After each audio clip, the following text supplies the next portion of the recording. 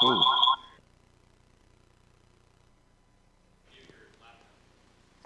All right, we're good. Good evening, everyone. We're glad you have joined us on Zoom.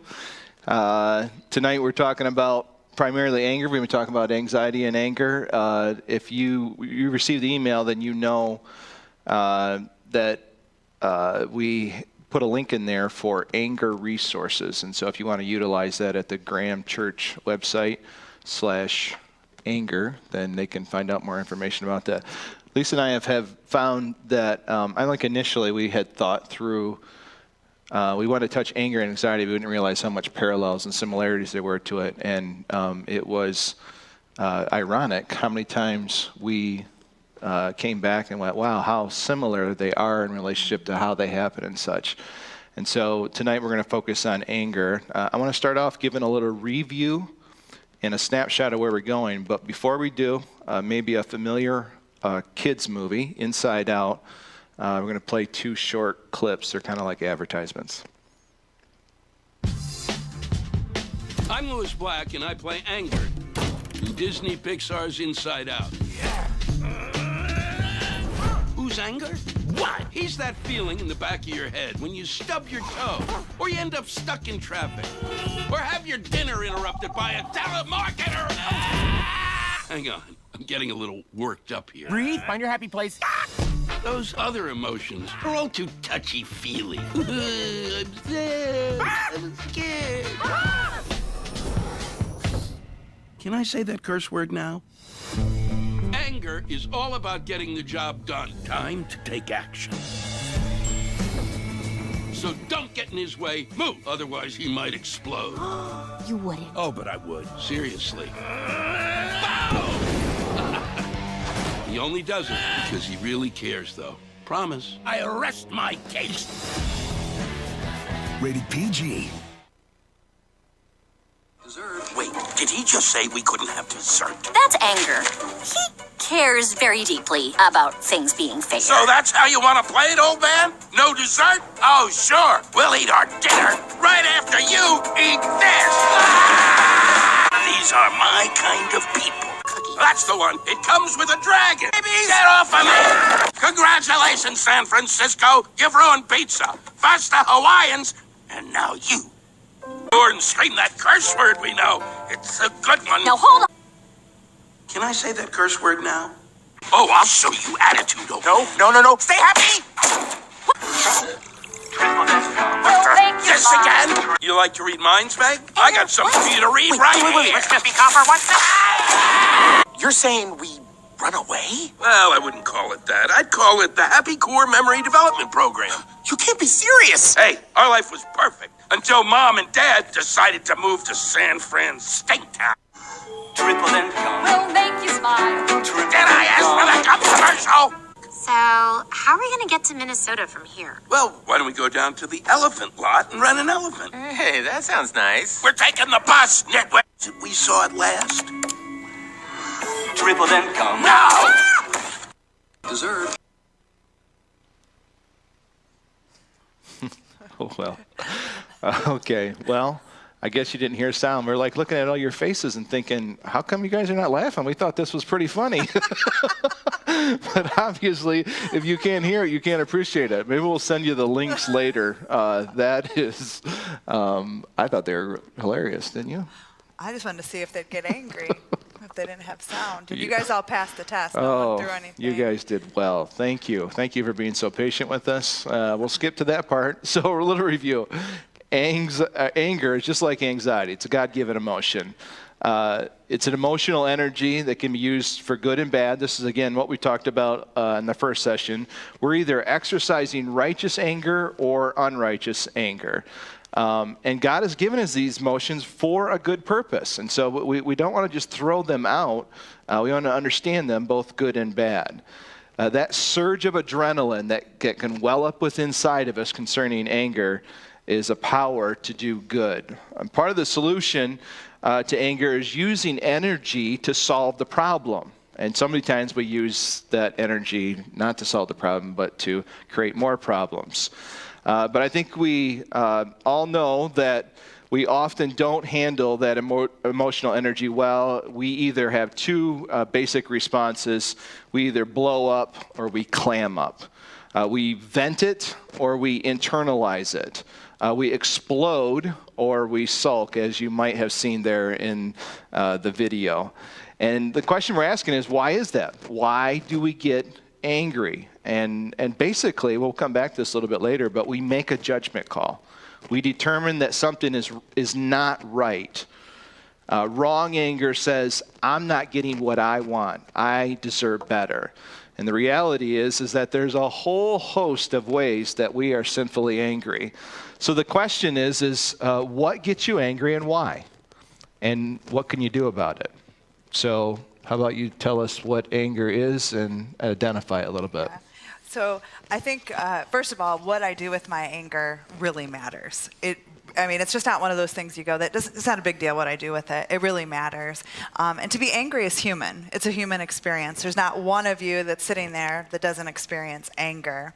Anger is an emotional state that varies in intensity from mild irritation to intense fury and rage, says one doctor. Anger is an emotion that rises out of judgment. Anger is a moral emotion. It's me saying, this is wrong, I declare it's wrong, and I want to right it. Anger reveals really what's most important to me. So chewing loud, that was something we were joking about in the whenever I was talking, well, why don't I like chewing loud? It matters to me because I don't want to hear noise when I'm eating and I don't want to see your food. So that's one of my moral values, right? And anger captures all of you. So it's not just like, it's one piece of me. It encaptures my whole body, my body, soul, and spirit. It affects everything within me. Psalms 37:8 says it like this: don't give in to worry or anger. It only leads to trouble. Anger is a troublemaker. And we're talking about bad anger, not righteous anger. But anger is a troublemaker. One author coined this phrase, it's a brief form of madness, anger is, or a stewing pot ready to boil. To give it a description.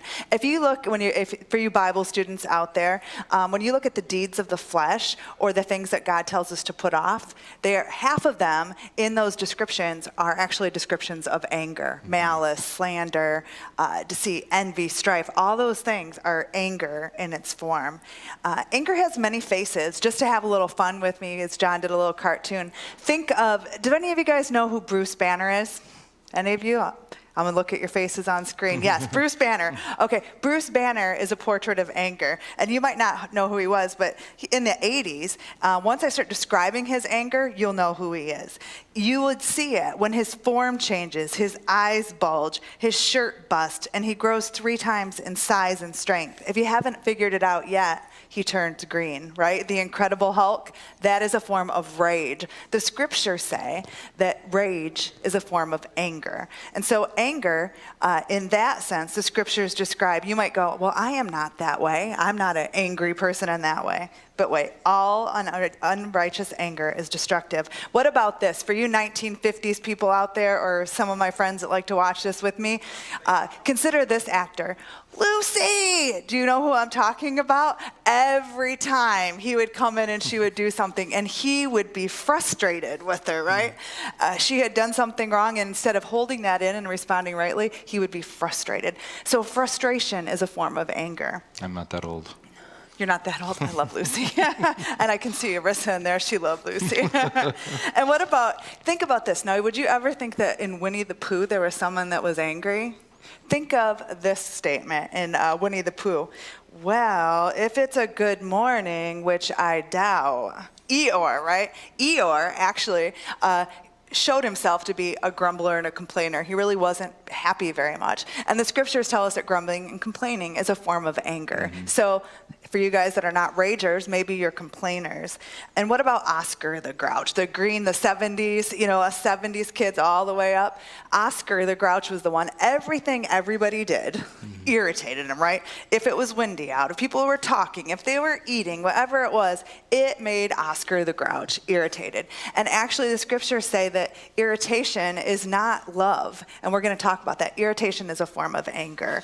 And last but not least, Charlie Brown and Lucy. Does everybody like Charlie Brown? Think about Lucy. I think she probably is a good example of anger, right? Lucy says it like this in one of the comic strips. She says, "I will never get over it, ever." Lucy was a grudge holder. Grudge holding is a form of anger, and God doesn't want us to have, and when we do these things, it actually creates havoc in the lives of other people and in our own life. And think of this from a biblical counseling perspective. Some people might say, well, 1 out of 10 people struggle with anger. Actually, it's 1 out of 1 people struggle with anger, because anger is a human problem, and so each of us struggle with it. There was recently an article written in Men's Health called this, "The Coronavirus Has Made Me a Rage Monster, Help." And it talks about all the ways that men are angry during this pandemic. And so you think maybe each of us is angry about different things. It might be mask or no mask, we'll talk about that. It might be labor issues, whatever it may be. Things are making us mad. And imagine if the pandemic is just not in Shiawassee County, it's all over the world. And so anger is part of what's going on in our world, and we want to respond rightly, and we're going to be coming across people who are not responding rightly. And anger is sometimes hidden to this, and I'm going to give this just at the end here. Ed Welch talks about this in his book. He says, blind spots. Often people think there's a neurological disability in which patients report their vision is fine, when in fact they cannot see. Give them proof of their blindness, and they still insist they can see. Anger is a physical problem. So often we'll say, I don't have a problem with that, and everyone else can see it but yourself. Yeah. I think, and just, building on that a little bit too, I think one of the difficult hurdles is calling anger exactly what it is. So we don't always identify anger correctly. We say, I'm not angry, I'm just frustrated. I'm not angry, I'm just a little grouchy. We really just playing a game of semantics because they're the same thing. Because and I think at the root of it, because I don't want to admit that I'm angry, because I'm going to have to change. I'm going to have to change my attitude, and I want to somehow justify my attitude. And so, in other words, I think we get angry. We don't call it what it is. We don't call it anger. The dictionary, just to basically describe this, the dictionary says anger is a strong feeling of displeasure. We can get a hold of that pretty easily, I think. If we, even magnify that a little bit, we say hot displeasure. Someone is hotly displeasured. It's an annoyance. It's hostility. So to be clear as possible, what are some identifiers or maybe some words that really describe anger and its forms? Just think about some words with me for a minute. Indignation, frustration, stress. We use stress in relationship to anxiety, but stress, it can be, depending on the context, either anger or anxiety. Irritated. I'm just irritated. Well, that's anger. I'm annoyed. That's just a little idiosyncrasy that I have, but annoyed. So we use terms like this. I'm fed up. Well, what does fed up communicate? I'm angry. I'm sick of it. I'm so sick of this, whatever you want to fill in the blank for. Exasperated, miffed, revenge, irked, uptight, worked up, furious, enraged, disgusted, irrational, ticked off. I mean, and those are some words. And so not only are we talking about words, but we're talking about external responses to this whole thing. And so anger at its worst is violent. People murder people because at the heart, they are angry. You think of that little kid in the grocery store? Temper tantrum, hot mad. I remember growing up, red veins popping out of the neck, red face, screaming, yelling. I'm not going to share who that was, but that was an experience that I would experience a lot in my growing up years. But it isn't just that. Anger can express itself in just simply an elevated raising of the voice. And that can communicate that I am angry. It also manifests itself in being ranting and raving, verbally aggressive. I love sarcasm, but I do know that sarcasm can be used because anger is driving it. A person that is overly critical is probably angry. Somebody that's grumpy or grouchy. Grumpy and grouchy are really descriptions of, I'm angry. And we want to write it off. Well, that's just because, maybe I'm tired. But the reality is cranky and moody and touchy and mean and vicious are all external ways in which we describe anger. What about internally? It's not just an external problem, it's an internal problem. And so we grumble and complain underneath our breath. It's that quiet, cold simmering, the silent treatment. The inevitable silent treatment is a clear indicator. I am angry inside. It's a slow burn, burning up inside. Bitterness, to begrudge, as you had mentioned, loathing, despising, self-pity. Even depression goes back to, at least in part, not in total, but in part it points back to that there may be some anger there, being resentful, hate. Come back to hate, you talk about anger. You're out of sorts. A person that is negative and critical is often in relationship to being angry. So finally, it's important to understand that anger is not just an emotion, it's something we do. The feeling of anger becomes a moral action.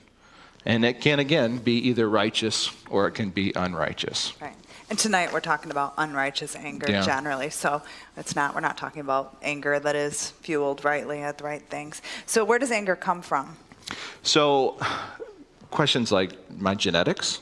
I'm Italian. I'm not Italian, but someone might use You're that. German. I'm maybe, German, maybe yes. Germans maybe Germans are angry too. Or I'm Irish. Irish had, or it's because I'm redheaded. That might be somebody say. Or what about my family history? Maybe my parents, my grandparents, my aunts and uncles had a strong disposition towards anger. Another one, maybe I was raised in a dysfunctional household, or I was mistreated, or I was abused. Or I've gone to the doctor because I have this real pattern of anger, and the doctor says you have IED, intermittent explosive disorder. Or they say, no, you have ODD, oppositional defiant disorder, or you have ADHD, any number of labels. Well, maybe that's really the cause of anger. Or maybe you're taking medications, and right on the side of the label, the medication label, it says may cause agitation and irritation. So maybe that's the reason why. I'm not sleeping at night, and so I wake up feeling actually grouchy and crabby. Dare I say? You say it, and I'm going to push you out of the chair, and all the women will go, yay! Monthly cycle? Could that, I have a hormone issue? Could that be? I do. Oh, well, so, or this one, your diet. One woman apparently was convinced that the source of her anger was sugar. And so she says, I'm going to eliminate all of the sugar out of my diet. Guess what? She still had an anger problem. So I think all of these things that I've just listed, I don't want to quickly discount them, but all these things are a factor that do influence us in relationship to anger. High pressure circumstances, difficult people, makes it really challenging for us to respond rightly, to respond well. But listen carefully. They don't cause sinful anger. They don't cause unrighteous anger. You can't say, I couldn't help it. I just blew up. I couldn't help it. It's not my fault. It's not the source. That's not the source of our rage. We can never excuse it. We can't blame our anger on situation or on people. We're always responsible for the anger and what we do with it. Jesus said that the root cause comes from within. Not because of something outside of us. It's an internal problem. It starts right inside the heart. Nor does anyone force us to be enraged. So this is what Jesus says. Mark 7, 20 to 23. What comes out of a person is what defiles him. For within, out of the person's hearts, come evil thoughts, sexual immoralities, thefts, murders, adulteries, greed, evil actions, deceit, self-indulgence, envy, slander, pride, and foolishness. I mean, all that stuff that we see externally comes from within. It's the evil things that are inside us that defiles the person. And so what I want to do now is, how do we go, okay, it's an internal problem. So what is that process by which that anger is then aroused? And I believe each one of us has pressure points. We have hot buttons, and they get pushed, and ugly anger comes out. And even when anger seems in a person to be non-existent or dormant, there's some people that seem so docile that nothing ever gets them upset, right? There are certain buttons that activates everybody's anger. So the process by which this activation happens, Winston Smith says this: your heart is observing the scene before you and crying out that something you love is being treated unjustly. Anger always passes judgment. So think about this. Anger always makes a determination, and I think there's two judgments that are always made. First judgment, does this matter to me? Does this matter? Is this something that I love and treasure? Is this something that I hate? So does it matter? That's the first judgment. If it doesn't matter, then I don't get angry. I don't get emotionally upset. If I don't love it, if I don't hate it. If the Spartans lose the game, no big deal. Who cares? Sorry, I don't have a fond affection for the Spartans. But if I did, then the second judgment is this: is what is happening wrong according to my belief system? Is it improper? Is it unfair? Does it not line up with what I think should happen? Now, this doesn't mean that we always make right judgments. Part of the anger problems is that we do make wrong judgments. But just let me give you an example of this. Think about our current situation. One person says, I don't think I should have to wear a face mask. I don't like them. I think they're wrong. I think it's wrong that I'd be forced to do so. And then another person comes in and they're mad because they think it's wrong that people don't wear face masks. And we say, well, which one is right? Well, it's a judgment call. One person is mad on either side of that. This is basically the process by which it happens. You feel strongly about something that matters, and you make a judgment call, and you determine what's right or wrong. And that's the process by which anger happens. And just to add to that, where does anger come from? I think it's important to note that God really cares about our heart, and he cares that we're distressed by anger, and he wants us to channel that energy the right way. But Ecclesiastes 7:9 says it like this: where does it come from? It says, be not quick in your spirit to become angry, for anger lodges in the hearts of fools. And so anger comes from within me. You'll see in the scriptures, the two will contrast each other. A wise person is not controlled by their anger, and a foolish person is. So it's what's within us. Jesus talked about it several times. He says it's not what's in the outside, but it's what is in the inside that's coming out. Matthew 23:27 says it like this: there was people who looked good on the outside, but inside they were full of dead man's bones and everything unclean. And so sometimes we can make the outside look good and have some things on the inside that aren't going right. We are warned in scripture to abstain from the passions of the flesh because there's a war inside of our souls, kind of like in that video Inside Out that didn't have the sound, which is a battle, right? But there's a war going on, and he wants us to engage in it. So anger comes from within. And so what God wants us to stop and do, he wants us to think about Proverbs 4:23. And this is one that I often go back to: watch over your heart diligently, for come the springs of life. So the way that you act when you are pushed, do you respond rightly? We want to guard our heart and see what's going on. Psalms 139:23 says, try me and see if there's any anxious way within me, right? I want to find out if there's what's going on in me, asking God to show me. What's inside is going to declare what my heart wants. And also, anger is when my heart wants something more than it wants God, often. Ed Welch says it like this: if anger is in our hearts, anger has our hearts. So if anger's in there and it's what gets to control it, it's ruling our hearts. Essentially, being angry over something that wouldn't make God mad is anger. And doing it in the wrong way. Often we play a game, the blame game, and we blame other people for what's going on inside. Remember that orange and that lemon demonstration in the video? We will blame a circumstance for squeezing us and pressing us, and what comes out we'll blame on someone else. That orange and that lemon juice is really just a revealing of what's inside of my heart. When I'm pressed, what comes out shows what's on in the inside. It's just like in the movie, often an angry person will be easily offended by another person. often. So it's kind of, sometimes it might look like this. If I have something going on in the inside of me, I might look at somebody and see the speck in their eye with missing the log in my eye. Often an angry person will be upset at a person who slightly offends them, right? Because an angry person has something going on inside of them that they're easily offended.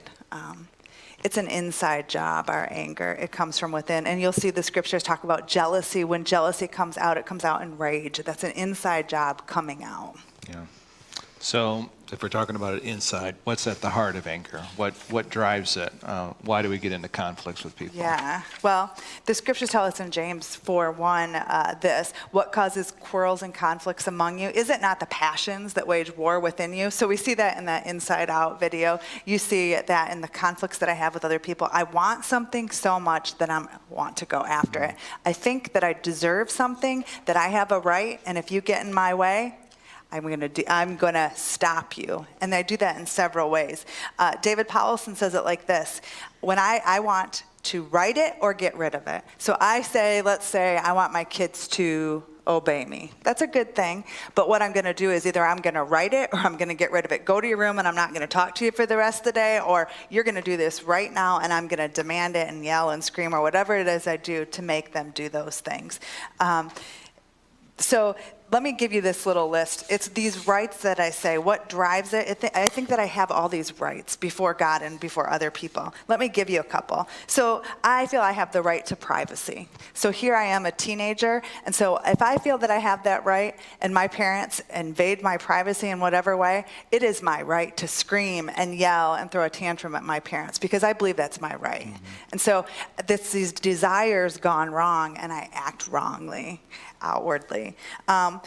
What about this? My right to be understood and treated fairly. Again, here's my right. So let's say I'm considering my employer. Maybe my employer's not treating me right. Maybe my government's not giving me the rights that I think I deserve. So what I do is I can rant and I can rave and I can accuse because I'm not getting what I think is my right. I respond wrongly. And maybe some of those things are perceived rights, or maybe those are good things that we get, but it's when we sin against other people is when it goes wrong. Maybe another one is, what about this? The right to be considered worthwhile and important. That's a good thing. I think, as a wife, I want to be considered worthwhile and important. But what if I don't get that from you? What if you come home and you treat me not in a worthwhile way, or you're not considerate to me? Does that ever happen in marriage? Someone not be considerate or not treat you worthwhile? Yeah. So what do? I ice you out because I am not getting what I want. And so anger says, I deserve something, and if I don't get it from you, I am going to find a way to show you or push you to give me what I want. Yeah, very true.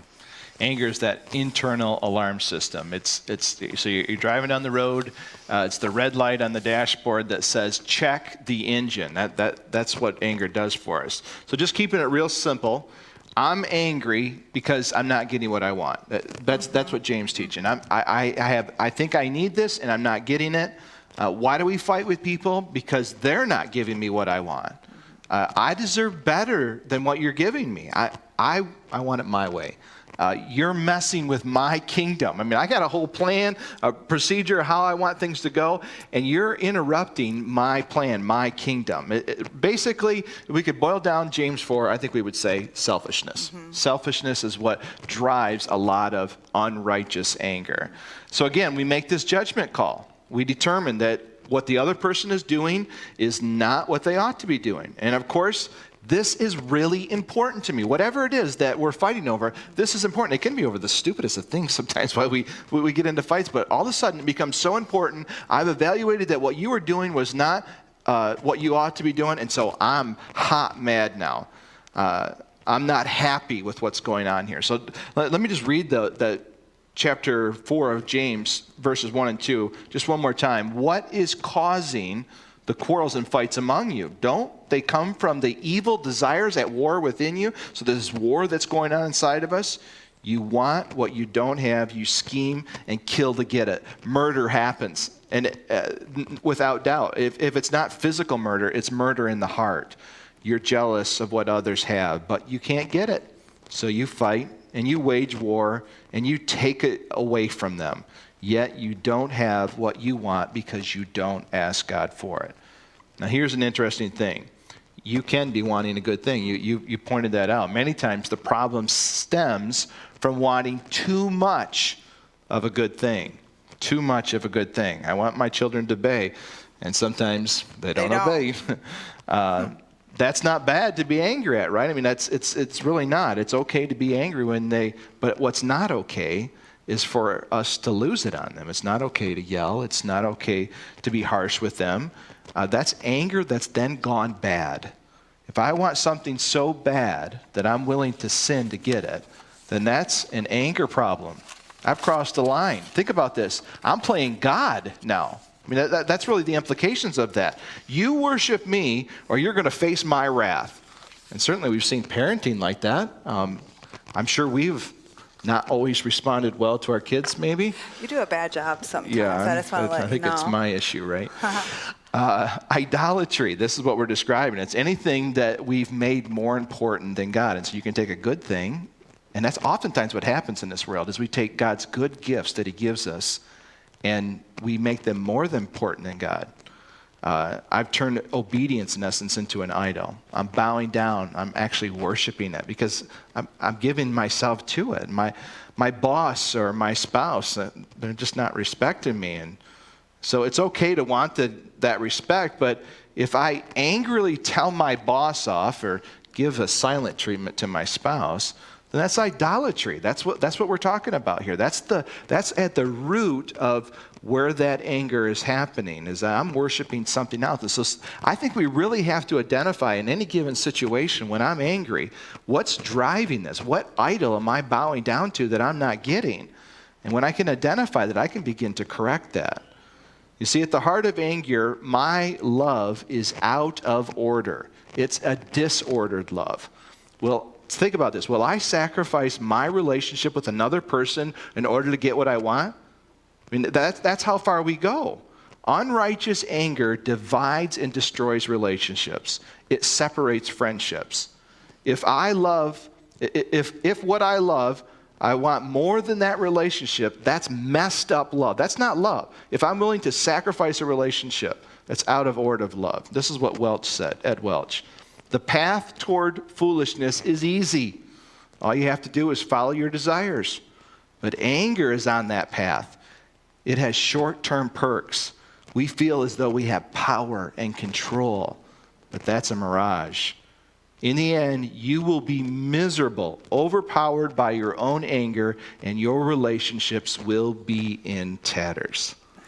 Just to add to that, just how much God cares. You think of if anxiety weighs down a heart and God wants to rescue us from anxiety and he wants to step in and help us, then anger is like that boat that's the anxiety that's weighed down with all the things. The anxiety is weighing it down in the water so it can't float.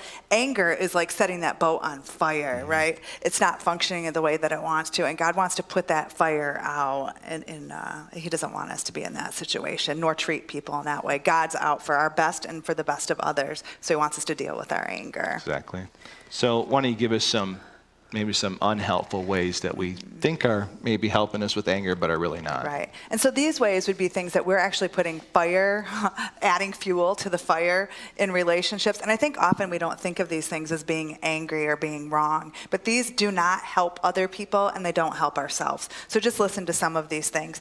I think it would be true now in that Men's Health article about the COVID virus and everyone's angry, they recommended a few things, don't spout off on social media, get a dog, go for a walk. Those things are good, right? But I want to let you know that your dog can't fix it. Your dog can't fix your anger. It can give you some time out and help you think about things. The walk can't do it. You can't run off your anger because it's not dealing with what's inside. So those things are temporary, but that's not going to fix the issue. So here's some ways that we've probably not addressed the heart and we've responded wrongly to people and we're causing inward toil and foolishness, and it's causing problems for us. Being cynical, towards people, maybe excluding others when we're angry, repaying evil for evil. The scriptures tell us not to. What about being short? I'm good at this with my kids. I'm too good at this, right? Being short with people, hurting people, yelling, nagging. I'm good at that one too. Nagging when I'm angry, fretting and brewing over something. Just I keep rehearsing it in my mind.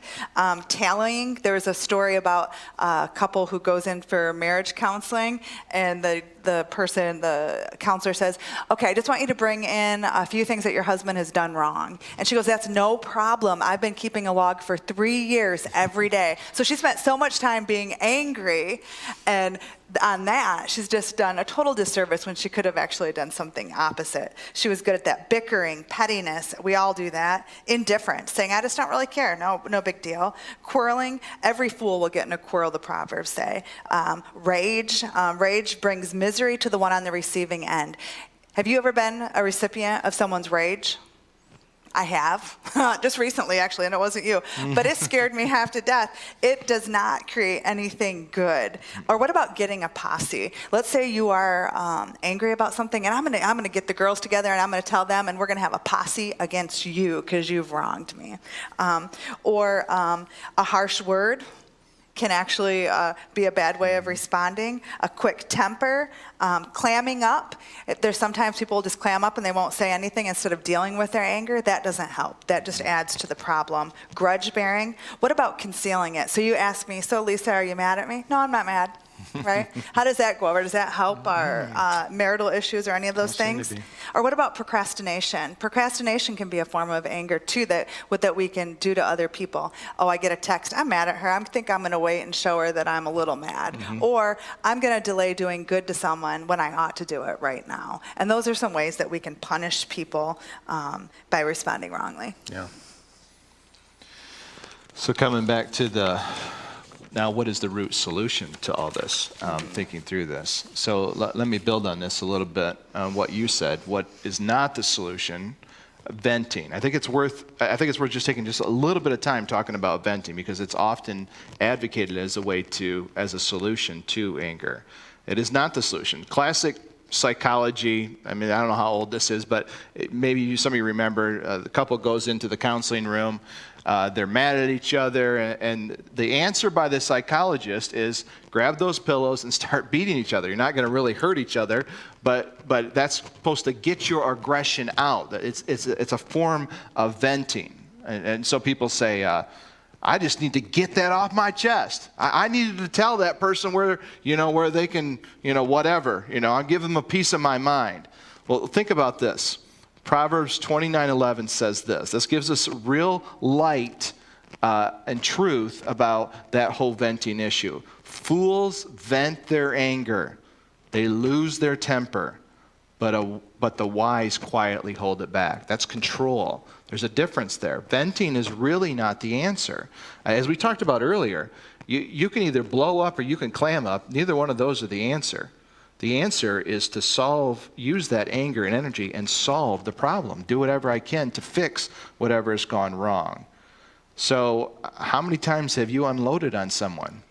Maybe it's external, maybe it's internal, where I've in my mind unloaded on them. And you thought, well, that's going to make me feel better, and it doesn't. It's foolish.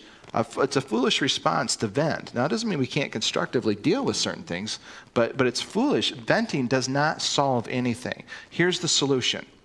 The solution to anger, I believe, is love.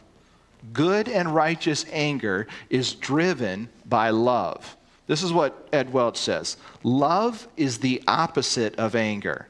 Anger is disdain, hatred, and contempt.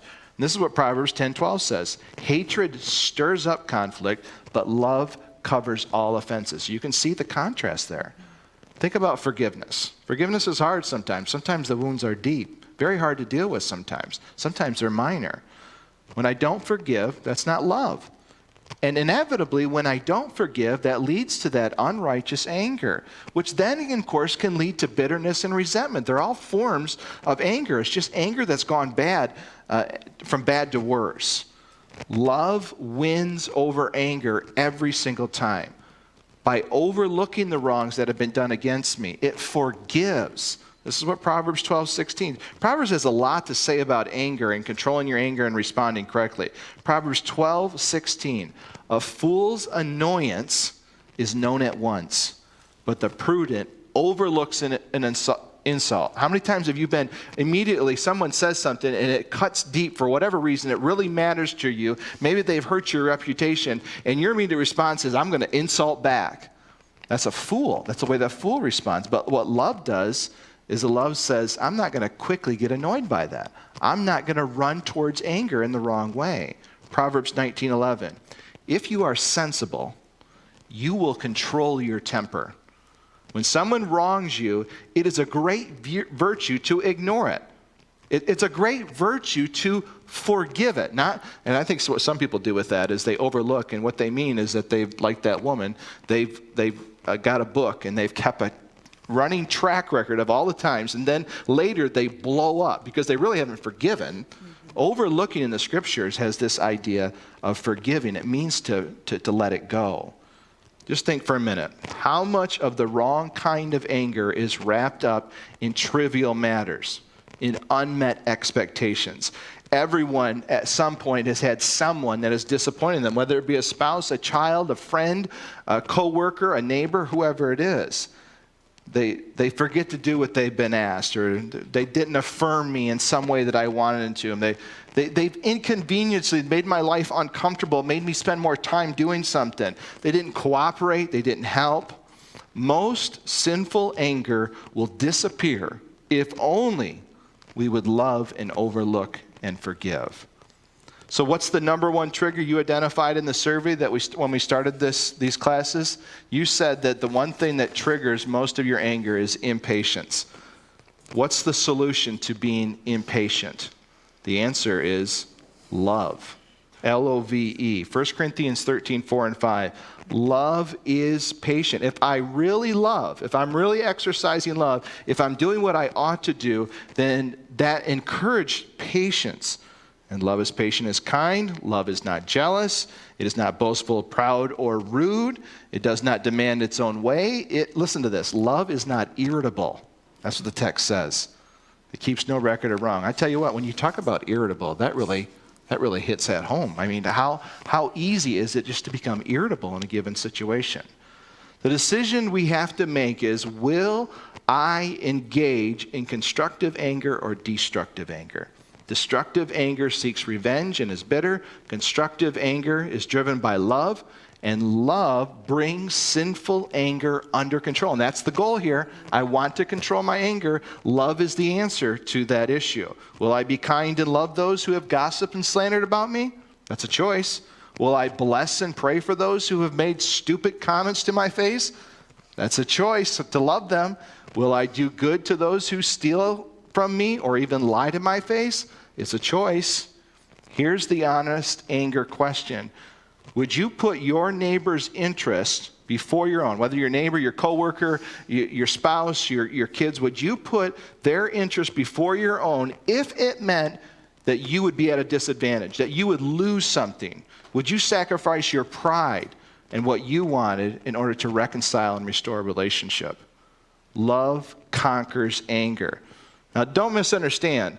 Love doesn't always give in to others. Love still speaks the truth. It still stands for the truth. It does not excuse abusive behavior. There are always complicated situations that we need wise counsel in and how to respond in a loving manner. But the big truth here is that love overcomes anger. I think it's important to note, too, anger done wrong can ruin your life. Yeah. And it can ruin others' lives. Anger done right with love, when we see somebody responding in love when they've been treated wrongly, is restorative. The greatest example of the root solution to love is God was angry, right? God was rightfully angry at you and I and everyone in the world who sinned against him. And what does he do?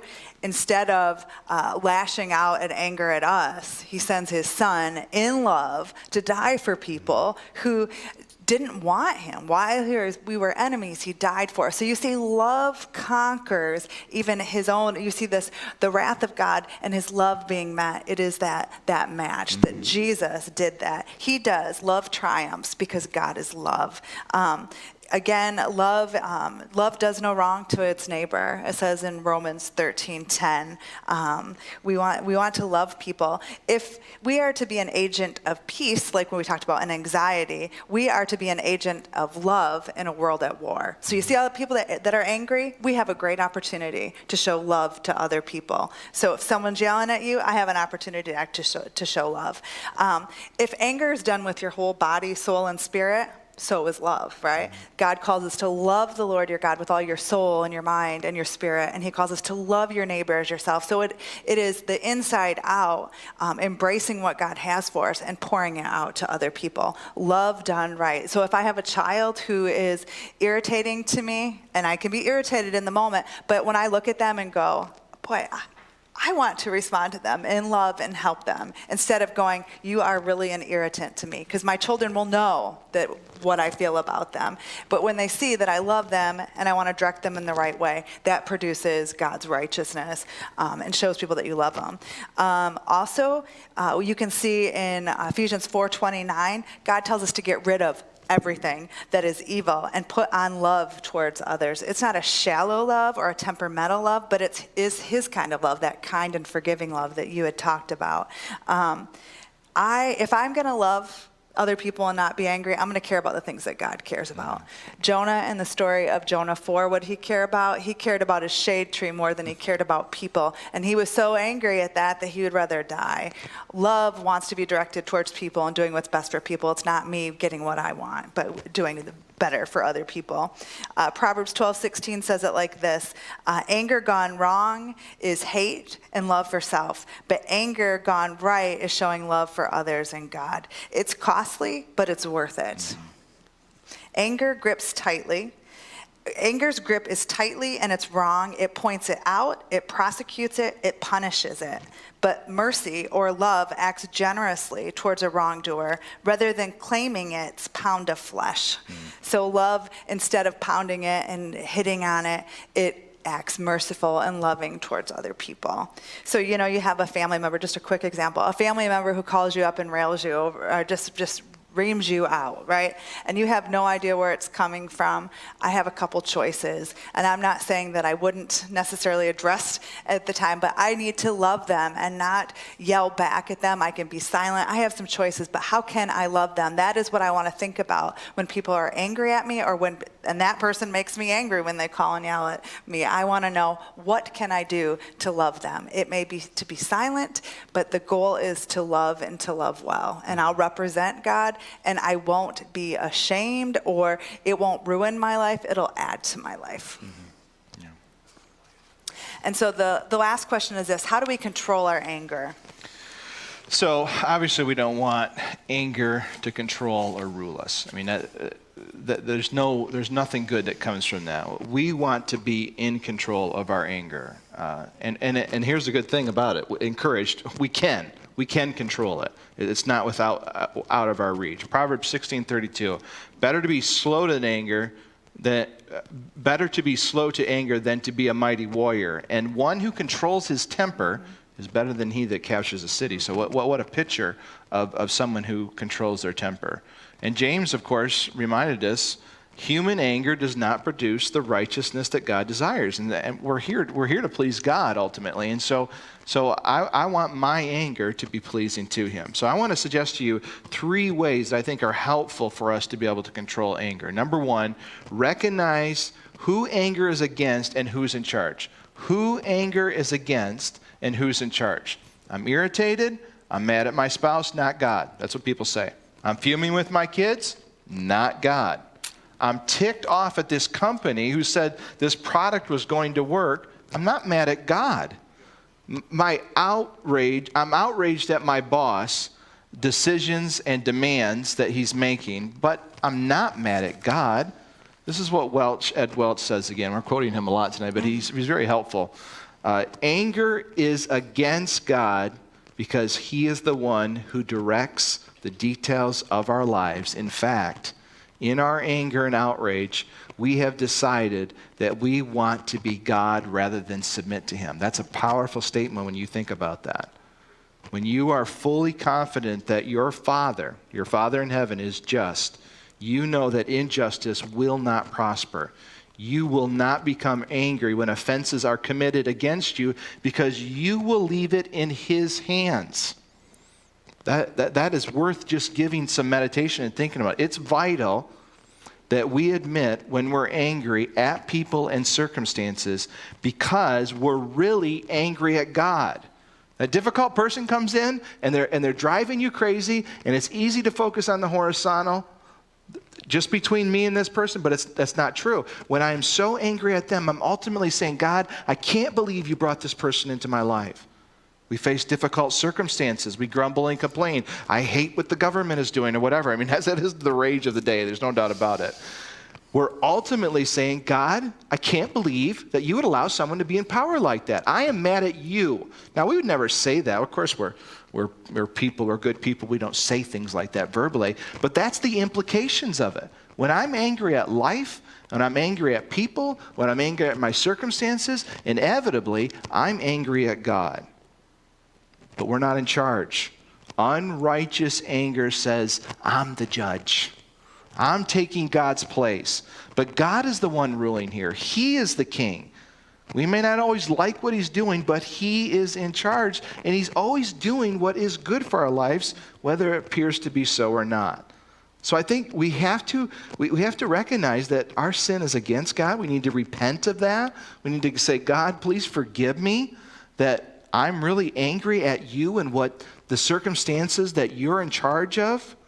We need to submit to what he's doing and trust that he will bring about justice. Number 2, slow down. Slow down. James 1:19 says, my dear brothers and sisters, take note of this. Everyone should be quick to listen, slow to speak, slow to become angry. Don't fly off the handle. Don't knee-jerk react to your circumstances, to people. When you're angry, slow down. Pause. Take a moment and think about what you're upset about. Give some time and wait to gather your thoughts. A couple of years ago, I was confronted about a relationship conflict, and I wasn't expecting the accusation. I didn't agree with the criticism that I was receiving. I immediately went on the defensive. I pushed back at the criticism. If I could go back to that scenario, I would stop and I would slow down. I would pause and say, even looking back at it now, hindsight is 20/20, but I would have said, can I just think about what you're saying and evaluate it and get back to you later? But that wasn't my response. I immediately welled up inside and thought, I can't believe they're saying this about me. And sometimes we just say, can I talk about it later? Sometimes we just need to take a deep breath and just wait. Zach Eswine said it like this: we need to wait out our racing thoughts and emotions until we can choose good even for the enemy. And that's a powerful quote again too. Can I wait? Can I slow down? Number 3, if we're going to control anger, we have to cultivate humility. Humility is key. James 4:6, God opposes the proud, but he gives grace to the humble. Pride will certainly lead to sinful anger. If you see a person that's raging inside, externally, you can't see them inside, but if they're raging externally, I guarantee you pride is a factor into it. Jerry Bridges is very helpful here. He says, you'll often hear humility say things like, it seems to me, and my concern is, rather than, you always, and I can't believe you would ever do such a thing. Humility asks real questions and listens to the answers, whereas self-righteous anger seizes the microphone and rants. Humility assumes that others might have good reasons for doing the things that are bothering us. Pride says, I don't know. That person obviously has the worst of motives. They're wreaking havoc. I can think nothing good about them. Even when the fault lies entirely on the other side, humility recognizes the log in one's own eye and extends grace to the offender, because it knows that Jesus has shown us grace beyond compare. Anger is under control when I choose to show mercy and grace to resolve the problem. We need to redeem difficult circumstances and relationships, not respond in unrighteous anger. We need to bring peace in relationships, not attack people. We need to resolve conflict, not run away from it. Being humble keeps anger under control. And I think just to add to what John says, how do we control our anger? I think it's why we control our anger too. We want to control our anger because we want to be a blessing to people. We want to represent what God says. We want to be wise. None of us want to be foolish. I don't want to, at the end of my life, go, she was quite the fool. You know, everywhere she went, she was a path of destruction. I want to be a path of peace and be helpful. The way you live is demonstrated by what comes out of your heart. And so I think some encouraging things to think about. Your anger and your anxiety are opportunities to know what God wants and to lean on God and to depend on him. 1 Corinthians 10:13-14 talks about when you're tempted, there is a way out of that temptation. So when I'm tempted to be angry and respond wrongly, God gives me a way out. He shows me in his word, he's going to help me. This is the way that you can respond. Look like me, be a blessing to other people, help other people. We'll always remember, sometimes we don't remember what was said, but we'll remember how people made us feel. Mm-hmm. And so even if I speak the truth to someone, I hope I do it in a way that is loving and honoring. But what John talked about, I'm going to give you an acronym. So some of mine is a little bit like his because we don't meet up until today and talk about who has what question. But think of the acronym STOP. And so if you can walk away with anything, just think about a couple things that you can do to identify and how to respond rightly. STOP. It would be, the first word would be, for stop would be slow. Just like what John said, that James 1:19-21 passage. Slow. Take the dog for a walk. Go for a run. Do what you need to do to calm down before you respond. We do not want to rage out at people like the Hulk or be irritated or frustrated or hold grudges. We want to stop and think. Proverbs 14:21-9 says, being slow to anger is great wisdom. So slow down and do what you need to do. The second letter in STOP is think.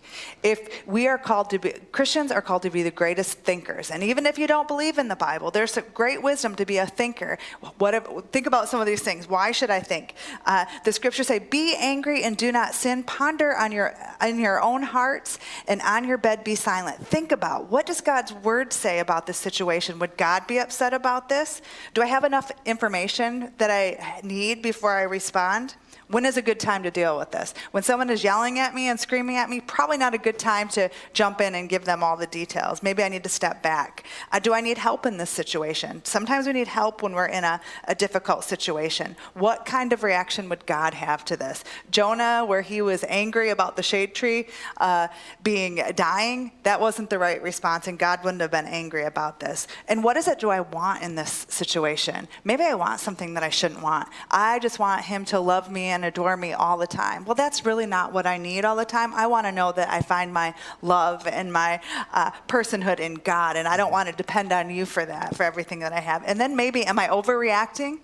Sometimes that happens when we talk about hormones or not enough sleep or whatever it may be. I need to think. Am I overreacting? So S, slow down, T, think, and then C, off. The scriptures tell us over and over again what things we need to put off. And so if the opposite of anger is love, it tells us the things that we need to put off.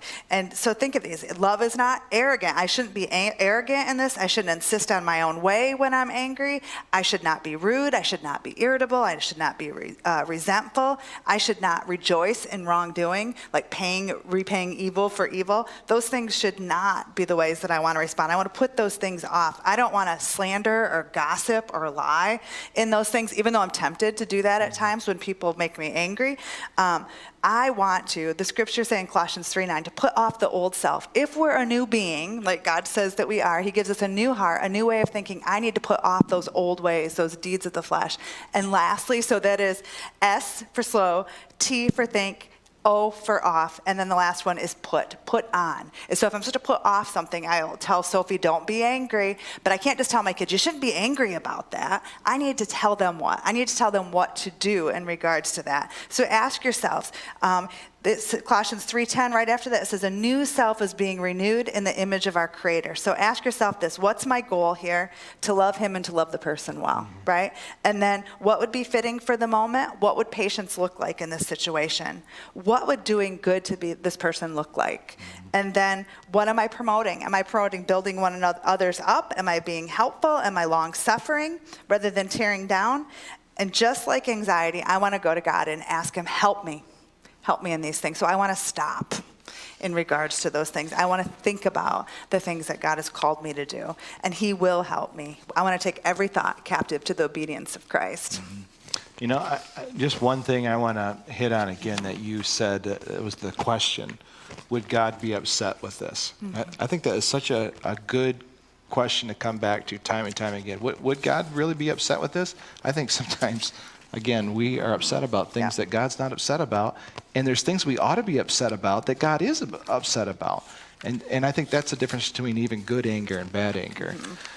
So thanks again for joining us. You have a last... I just have one thought to think about. So maybe you don't think that you're an angry person, but think about how people respond to you. And maybe you are an angry person and you don't realize it. So think about some of these things. You may find that you're an angry person if you see that the people in your life pull away. They tiptoe around you. They need to be guarded. They say that they are hurt. They're offended.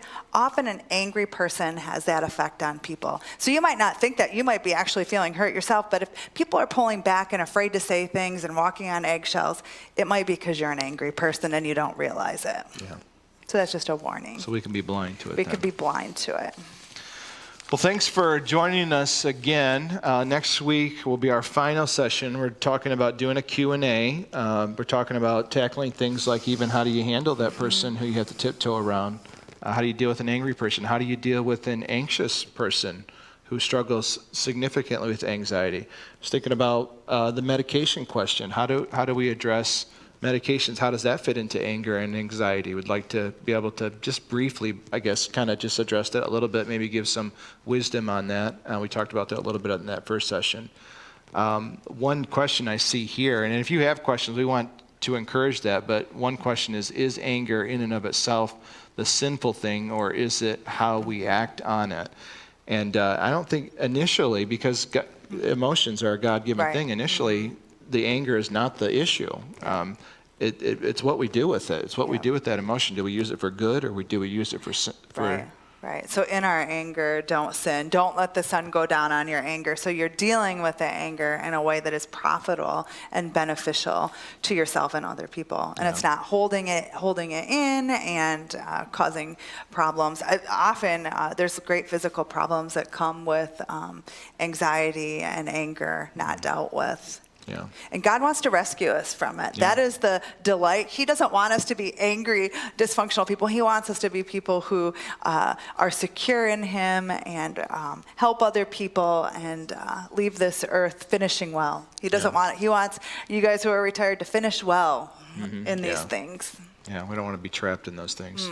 So next week, again, if you have questions, please don't hesitate to email it to us or text us or whatever. If you have some more additional questions, we'll address. And if not, we'll come prepared for a series of questions that surround anxiety and anger. I think of even just one. How do I change? I don't want to be an angry person. I don't want to be an anxiety person, so how do I change? And so just, again, touching on some basic things that may be helpful to you in your life. And so thanks again. Yep. He's here to conform us to his image. That's right. Yep. Have a good night, you guys. Bye.